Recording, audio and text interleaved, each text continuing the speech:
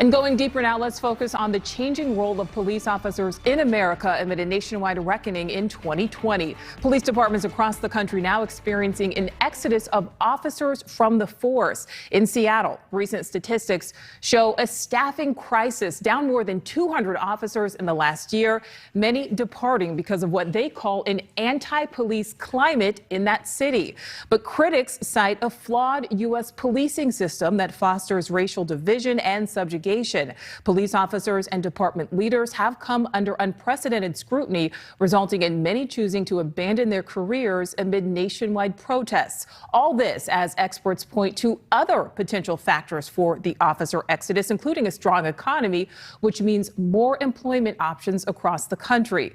But much of the sentiment among current and former officers may be best summarized by an officer in Tennessee who says he quit his job because of the growing hostility toward police across America.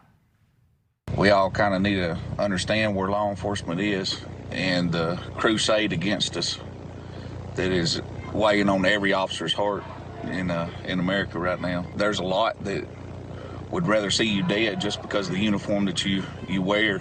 There's a bad day coming for us. It is if we don't get a hold of this now.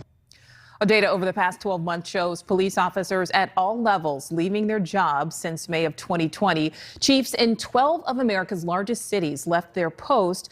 Combine that with nearly 3,700 uniformed officers, the majority leaving departments in New York, Chicago, Minneapolis, Milwaukee, and Atlanta, all cities that dealt with major protests against police brutality last year. But critics cite other factors contributing to this drop-off, namely an officer hiring spike between 1990 and 2000, which more than 20 years later means many officers can claim pension benefits. Additionally, the increased protests in 2020 led to a huge rise in overtime pay, which raised officers' average salaries for the year. That means retiring officers could claim a higher pension salary. Experts say there was a similar drop-off in officers after the 9/11 attacks, and NYPD statistics show that decrease did not lead to a significant increase in crime. This all happening during a rise in nationwide homicides and aggravated assaults, both crimes rising dramatically from 2019 to 2020, with the largest increase in some of the country's biggest cities. NewsNation is breaking down every side of this issue. Nancy Liu is in Los Angeles for an in-depth look at the increase in violent crime there. But we begin with Michael Schur live in Seattle to examine the recent officer exodus. Michael. Nicole, that's exactly right. You know, you said over 200 police officers, but it goes even deeper than that. The Seattle Police Department since 2012 has been under a consent decree from the Department of Justice, meaning that any police reform that happens in this city has to be cleared through the Justice Department. They have to oversee all of that. Police officers in this city have said that that has made their job even more difficult because they have to not only answer to the people here, but they have to answer to the people in Washington. We talked to Mike Solon. Mike Solon is the president of the Seattle Police Officers Guild, the largest union here, over 1,300 actually, members. But with the numbers that have fallen out of policing here in this city, what Mike Solon told us is pretty daunting. We've already lost 266 and counting officers since George Floyd, for a city that its staffing levels are the same, if not less, than they were in the 1980s. And this place has exploded in population. It just goes to show you what we're up against. This is, I call it not just a public safety crisis, I call it a community crisis. And Michael, what are people saying about this?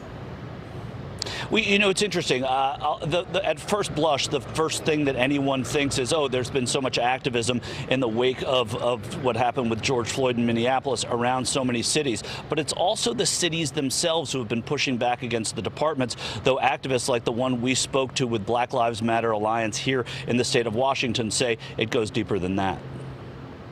It's not just about a few bad apples that spoil the bunch. Policing is broken in Seattle, in the state of Washington, and across the nation. And the people are the needle in making it change. The people are the needle, and the people that vote for elected officials are the ones that are also deciding. We reached out to Mayor Jenny Durkin here, Adrian Diaz, who's the chief of police. We reached out repeatedly, Nicole. Neither of them would talk to us about this story, but it's clear that this isn't just about activists and police. This is also about politics in this city. Nicole? All right, Michael Schur live tonight in Seattle. We know we'll hear much more on this tonight in NewsNation Prime. Thank you.